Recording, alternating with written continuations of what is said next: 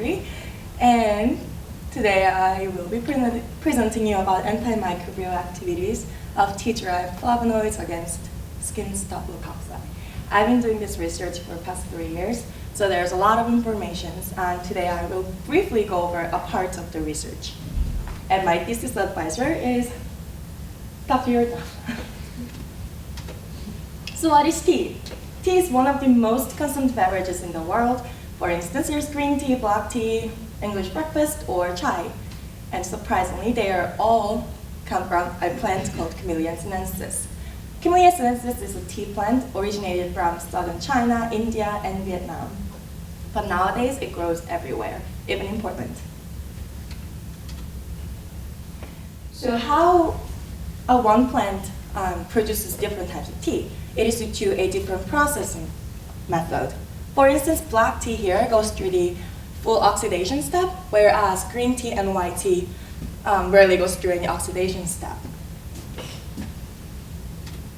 So polyphenolic compound, also known as flavonoids, are abundant in plant and plant-based food.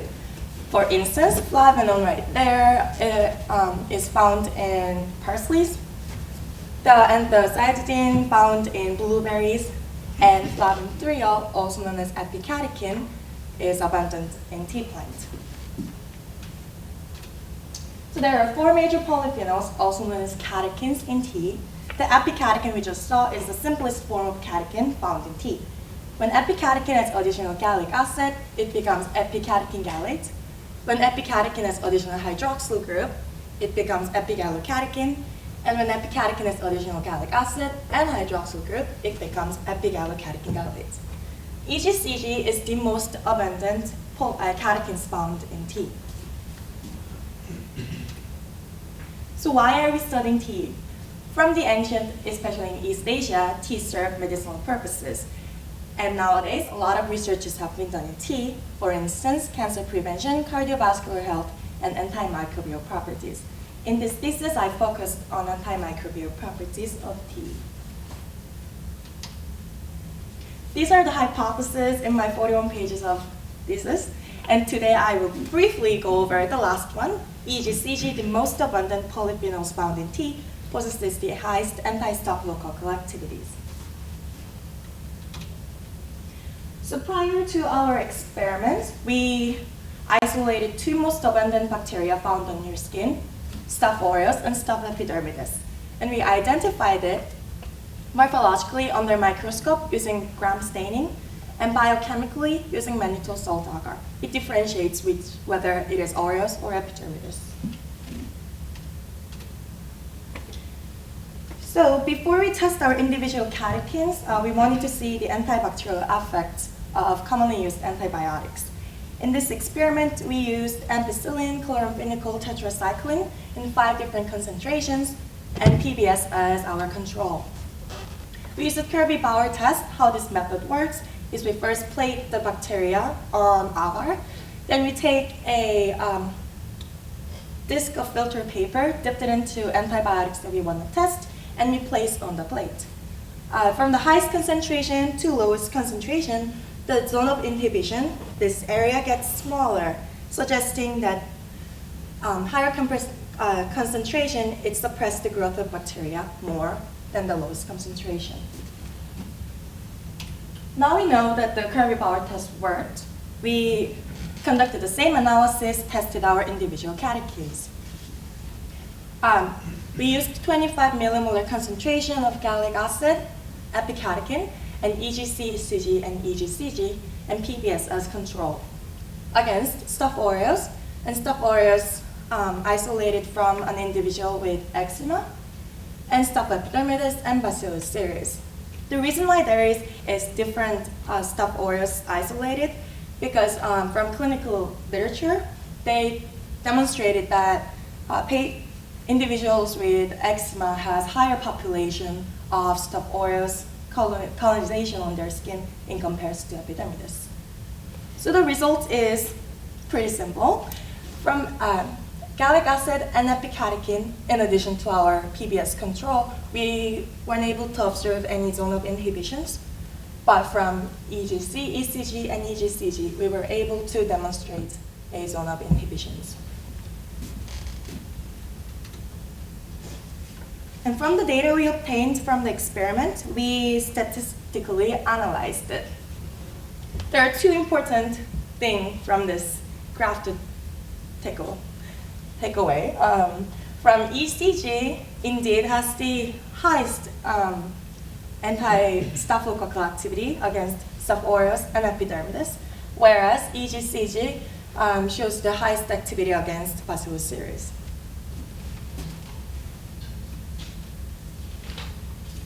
So previous experiments have demonstrated that EGCG, or catechins in general, possesses relatively high anti-staphylococcal activities.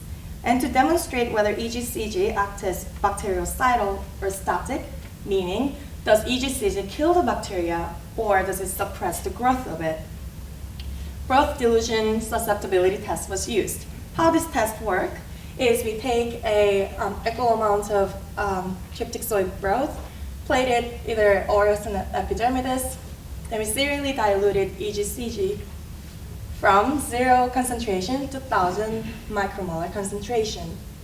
As you can see, the cloudiness changes, which means there's a lot of growth on this side, and the growth of bacteria is either suppressed or dead. And we took the samples from here, we plated on the tryptic soy agar, and we found that there is still growth on this tube compared to this, suggesting that EGCG is not bactericidal, but it is bacteriostatic. It suppresses the growth, but it doesn't kill all the bacteria. So to investigate possible cause of that previous experiment, we performed gram staining. So we observed a relative decrease in the intensity of staining from the deep purple to pink, and clumps of damaged or lysed cell were observed, which suggesting that bacteria cell may be the possible target of catechins. This is the overall conclusion of the thesis, and the part that I explained to you today, it is well through this one and this one. So ECG possesses the highest anti-staphylococcal activity than EGCG, and effect of catechins against staphylococci is made due to cellular disruption. Acknowledgement. I would like to thank Dr. Yorno for unconditional support, guidance, and patience. This is from my freshman year to senior year. I've been working with him for 3-4 years, so thank you for putting up with me. And my thesis committee members, Dr. Wise and Dr. Coltman, and Dr. Johnson for support, and my lab partner Josh for contribution, family and friends, and Suri and Math and Science Department for the opportunity and funding. Questions?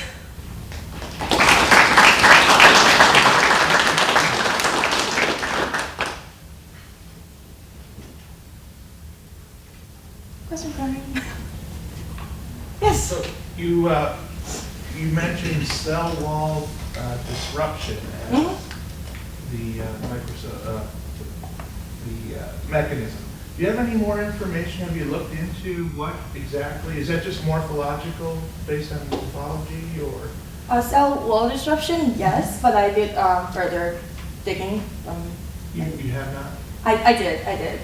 Some said it interacts with the cytoplasmic membrane. So from the gram-positive, the peptidoglycan, the wall, apparently the catechin affects that layers, and it disrupts that bonding. Okay.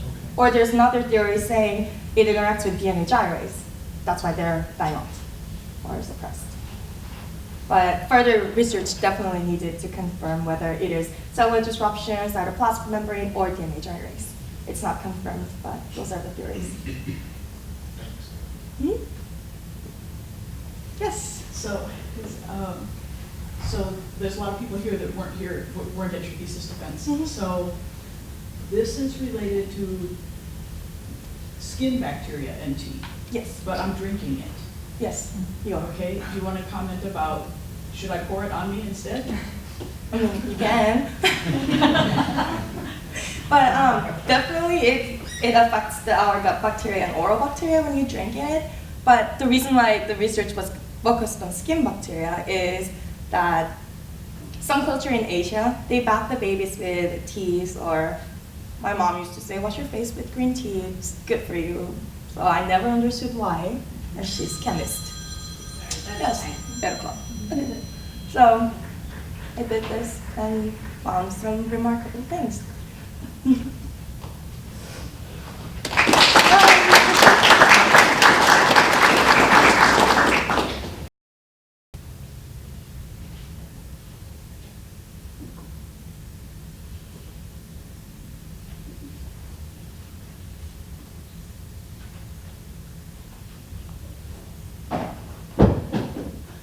Good morning, everyone. My name is Heinsen, and today I'll be talking to you about the use of molecular dynamic simulations to predict thymine dimer formation in histone-bound DNA. So a little bit of background. Thymine dimers occur when a thymine found in our DNA has its pi bond excited by UV light. And if it's next to a neighboring thymine, it can create a ring, as seen here, binding those two thymines together. So in our DNA, I don't know how well you can see it, but it creates a lesion within it, which can lead to interference of DNA replication. And these dimers are more frequently found in cells that are exposed to UV light a lot, such as skin cells. And these thymine dimers can lead to apoptosis or even cancer if they're not fixed. And as you can see here, cancer is pretty frequent within the US, especially here in the Pacific Northwest. And it's really important to understand how these dimers interact on the molecular level with one another and within our cells. So luckily there are some repair mechanisms of these dimers. We have the nucleotide excision repair pathway, which physically removes the dimer from our DNA, and then the cut is then repaired by other mechanisms. There's also photolyase, which physically cuts the bond that is binding the two dimers, as you can see in this graphic. Now, unfortunately, those two repair mechanisms can't find all of the dimers, or there's too much damage to fix them. And this can lead to apoptosis or signaled cell death, so that it doesn't turn into a cancerous cell.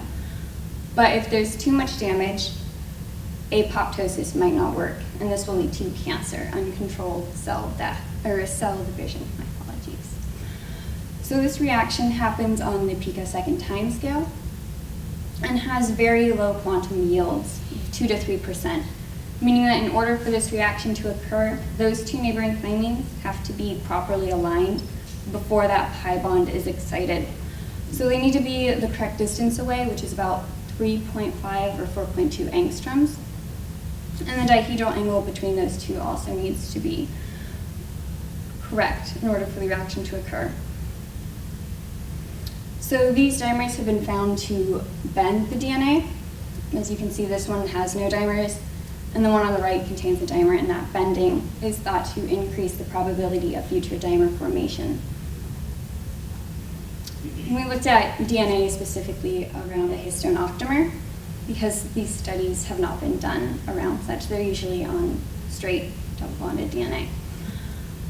And we use molecular dynamics, which uses a set of very complex equations to see where one atom will be in the next moment of time. So it gives sort of a picture of how this molecule will move throughout time, as you can see here. This is just a sample of the movement that the molecule will go through over the course of the simulation. So we looked at if the location of those two thymines around a histone will affect the probability of future dimer formation.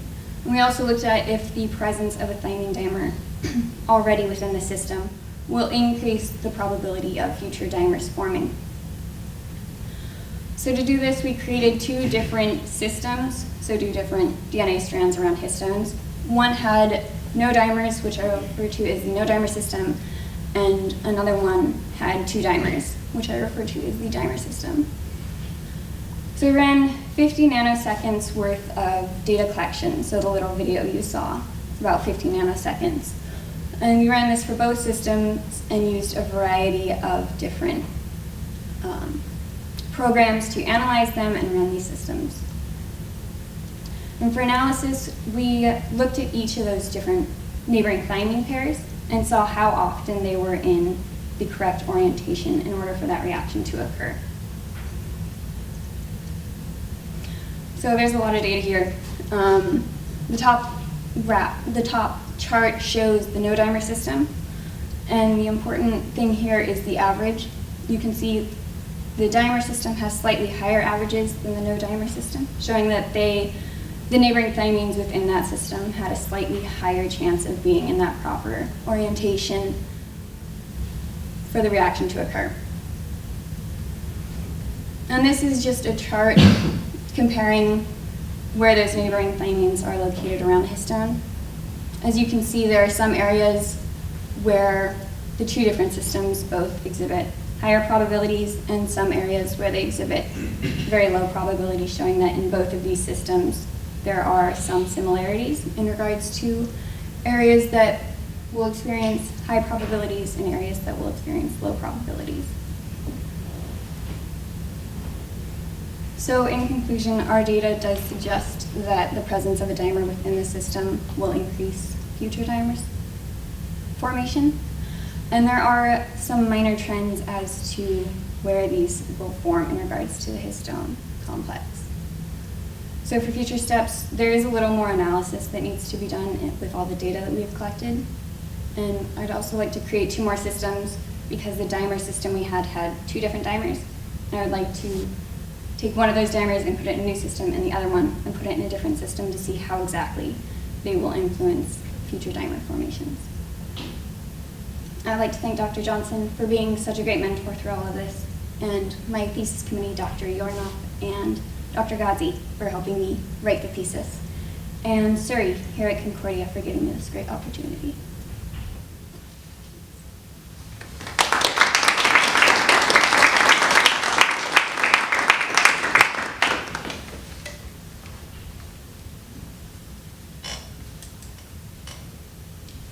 Avery, thank you. So,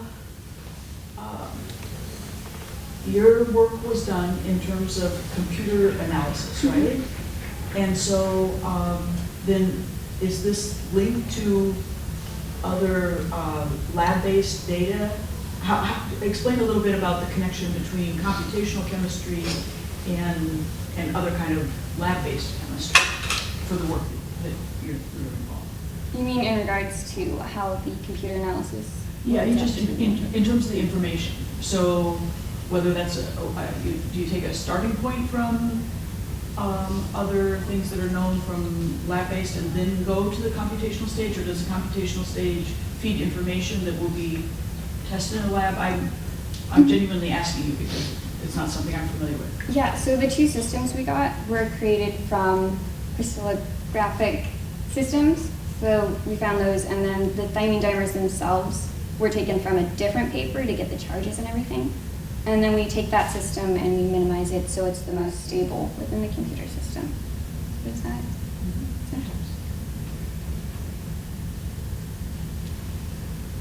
I'll ask the other question. How is the work that you've done here, how is that impacting your thinking about your future, or what kind of plans do you have in the direction that you want to go? So I'm going to take a year off and then apply to med school, but now I'm thinking about maybe getting into some research because this has really been eye-opening, showing me how pretty cool research can be. So I'm not really sure where it'll be. Okay, that's fine. So in the slide where you had both the dimer and the no dimer systems and they're kind of following each other, yeah, so does that give you any information about maybe some structural motifs within this DNA wrapped around the histone core? Because they're similar, right, except the dimers, the presence of the dimers. Yeah. So would that give you any information about the structural motifs as that's wrapped around causing differences? Yeah, so it shows that within both the systems, there are these areas that are hot spots within both systems and areas that are low spots. So it shows there are some similarities between the systems. But then there are areas that are vastly different. So those could be caused by the dimers, since both sequences of the systems are the same. Where there's differences, is that close to dimers usually? This one is, and these ones are. So, somewhat.